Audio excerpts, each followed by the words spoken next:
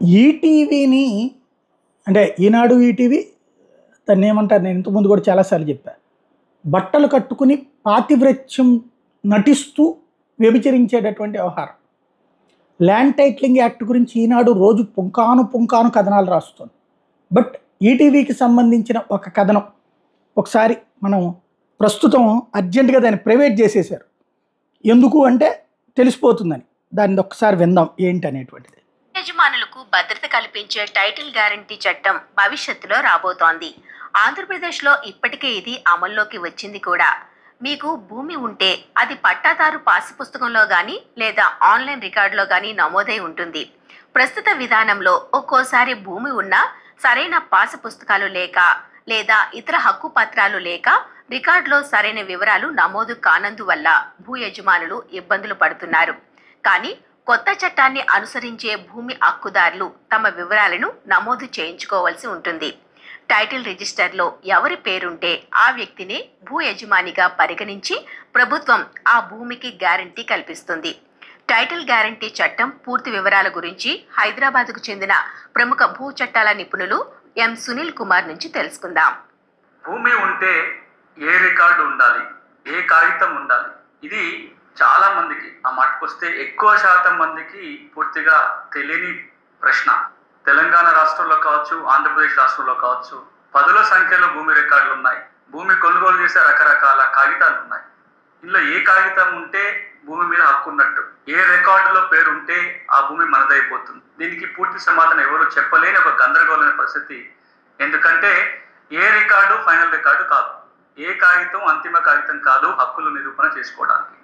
భారతదేశంలో ఉన్న ఏ రాష్ట్రమైనా సరే భూమి రికార్డుల విషయానికి వచ్చినట్లయితే ఏం చెప్తున్నాయంటే, భూమి రికార్డుల్లో ఉన్న వివరాలు ఇంకెవరైనా కోర్టుకు వెళ్ళి తప్పు అని నిరూపించేంత వరకే సరి అయినవిగా భావించాలి. దాని అర్థం ఏంటి?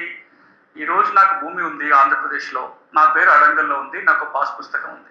లేదా నాకు ఎకరం భూమి తెలంగాణలో ఉంది, నా పేరు ధరణిలో ఉంది, నా దగ్గర కొత్త పాస్ పుస్తకం ఉంది. ఇక భూమి నాదేనా, ఇంకే ఇబ్బంది రాదా అంటే అది గ్యారంటీగా చెప్పడానికి లేదు. ఎందుకు అంటే ప్రెజెంట్ రికార్డ్ సిస్టమ్ ఉంది మన దేశంలో. ఈ రికార్డులు లెక్కకు మిక్కిలు ఉంటాయి, ఏ రికార్డుకి ప్రభుత్వం హామీ ఉండదు. ఈ గందరగోళం పోవాలి. ఎవరి పేరైతే రికార్డులో ఉంటుందో ఇంకా ఆ భూమి ఆ వ్యక్తిదే అని ఒక భరోసా ప్రభుత్వం కల్పించాలి.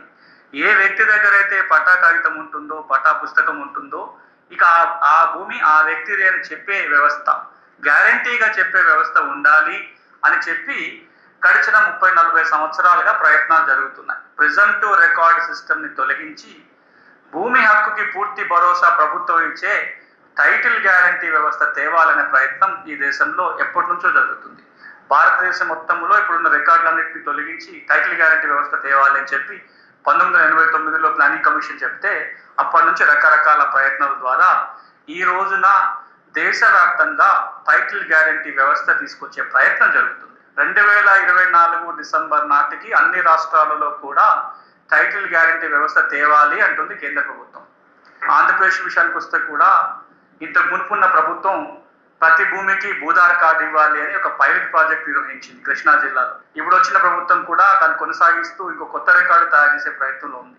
చివరిగా అక్టోబర్ 31వ తారీఖు దీన్ని ఏమనాలి, భూధార్ కార్డు చంద్రబాబు నాయుడు కూడా అదే ప్రయత్నించారు. ఈ లోపు ఆయన దిగిపోయారు. ఇప్పుడు దాన్నే ల్యాండ్ టైటిలింగ్ యాక్ట్ అని జగన్ తీసుకొచ్చాడు. అప్పుడు నీతి అయింది, ఇప్పుడు బూత్ అయింది. ఈటీవీనే ఒరిజినల్ చెప్పుకొచ్చింది, ఇప్పుడు కథ ఎట్లా వచ్చింది. ఇది వైసీపీ వాళ్ళు వైరల్ చేయడం ప్రారంభించారు. ఈ విషయం నేను చెప్పినప్పుడు కొంతమంది దూషించిన వాళ్ళు ఉన్నారు, ప్యాకేజీలు అన్నోళ్ళు ఉన్నారు, సూట్ కేసులు అన్నోళ్ళు ఉన్నారు. కానీ ఈటీవీ ఎప్పుడో వేసేసిన విషయం. మనం ఒక అంశాన్ని రెగ్యులర్గా ఫాలో అయితే అర్థమవుతుంది. ఇది ఫాలో అయినటువంటి అంశం కాబట్టి నేను చెప్పుకొచ్చింది.